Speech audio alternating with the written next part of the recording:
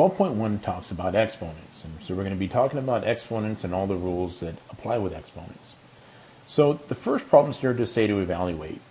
So we did problems like this back in chapter 8. So 7 squared just means 7 times 7, well, that's 49.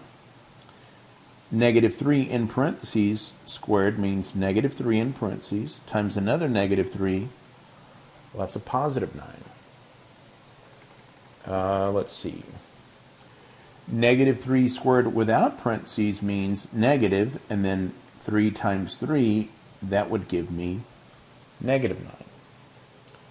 Okay, so the next problem here, it says x to the third when x equals negative 2. Anytime you're doing any kind of this substitution, this kind of plug and chug, we're always going to use parentheses. So it's going to be negative 2 in parentheses to the third power, which is going to be negative 2, negative 2, negative 2, and as I multiply straight across, that's going to leave me with negative 8. My next one here, 5x to the third when x equals 3, so I'm going to write 5, and then parentheses, 3 to the third. Now remember, I need to figure out first my exponent. 3 to the third would be 27, and then 5 times 27, that's 35, 135. And so there's my next answer. Okay, so the first rule we're going to talk about with exponents here is what we call the product rule. And the product rule says if we're multiplying two numbers with the same base right here, what we're going to do is we're going to add our exponents and the base stays the same, okay? So x to the second times x to the fifth, if I just use this rule, that's going to tell me I need to add my exponents together. That's going to leave me with x to the seventh. Now, I want to explain why the rule works the way it works. X squared times x to the fifth. X squared would be x times x to the fifth, 1, 2, 3, 4, 5. And if you notice, we have a total of 7 factors of x. So it's x to the seventh. So you don't actually have to write it out each time, but I think demonstrating that makes us understand why the rule works the way it does. Okay, let's try these then. So y squared times another y, I can think of the power on this y as a 1, so that's going to leave me with y to the third. Now, when I'm multiplying and I have these sort of expressions like 5y to the fourth and 3y, I still multiply my numbers in front. 5 times 3 is going to leave me 15. Again, I can think of that power on the y as a 1. So y to the fourth and another y to the fifth. I'll do the same thing here. Negative 2 times negative 2, positive 4. Z, 3 plus 2 is 5. All right, let's try this one. X to the ninth y times x to the 10th y to the fifth should give me x to the power 19 and y to the power 6, because again I can think of that power of y right there as a 1. Let's try these next ones. So a squared b times a to the 13th b to the 17th should leave me with an a to the 15 and a b to the 18. And this next one, 12, I can think of the number here being a negative 1. So 12 times negative 1 times a positive 1 is still negative 12. And if I take all my x's and I add my exponents, that should give me x to the power 15. Okay, so now we have our next rule here. It's called the power rule. So the power rule for integers says if you have an expression and it has an exponent and you raise that to an exponent, then we take our exponents and we multiply them together. So that's going to give me x to the power 36.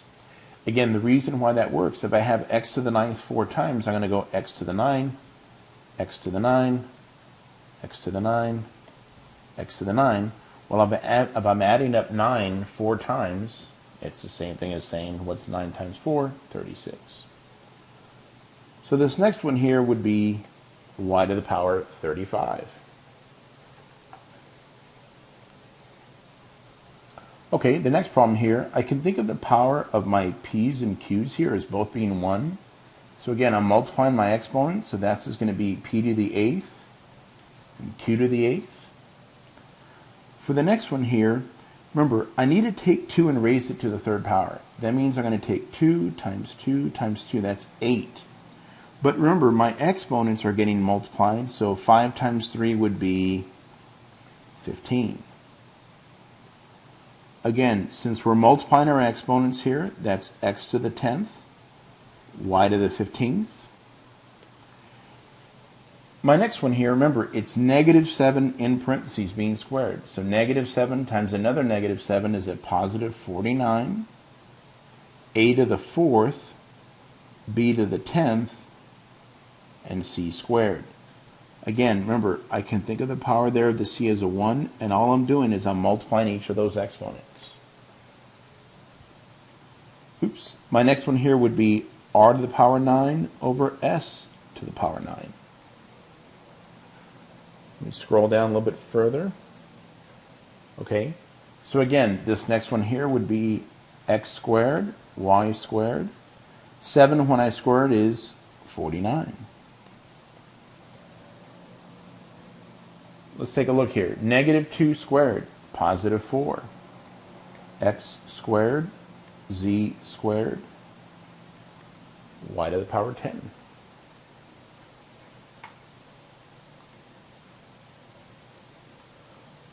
Okay, the next rule we have here is what we call the quotient rule for exponents.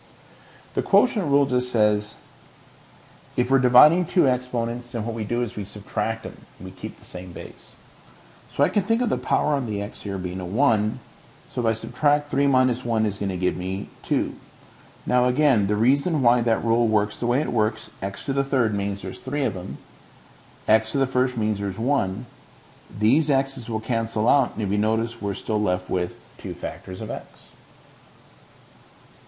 Okay, so in this next problem, I notice that there's more p's on the top. So that's going to leave me p to the 6th, and there's more q's on the top, q to the 5th. There's more x's on the top, so x to the 7th. There's more y's on the top, there's a y.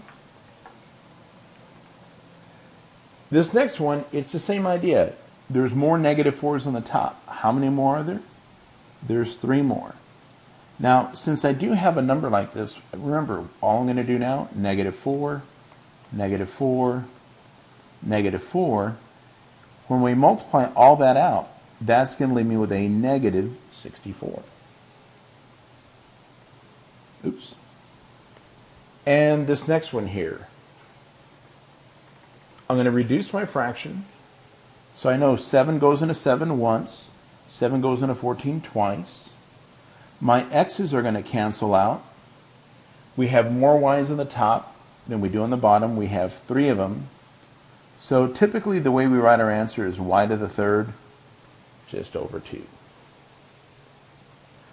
The last rule here is what we call the zero exponent rule. And all the zero exponent rule says is if you have a number raised to the power 0, the answer is going to be equal to 1. So this one here would be equal to 1. Now, since I have that negative on the outside, that's going to be equal to negative 1. Now, I'm going to write one more problem in here, negative 3 in parentheses to the power 0. This one would be positive 1 because any number, whether it's negative or positive, raised to the power 0 gives me 1. The reason this one here is negative is because that negative is on the outside of the parentheses, or there's no parentheses there.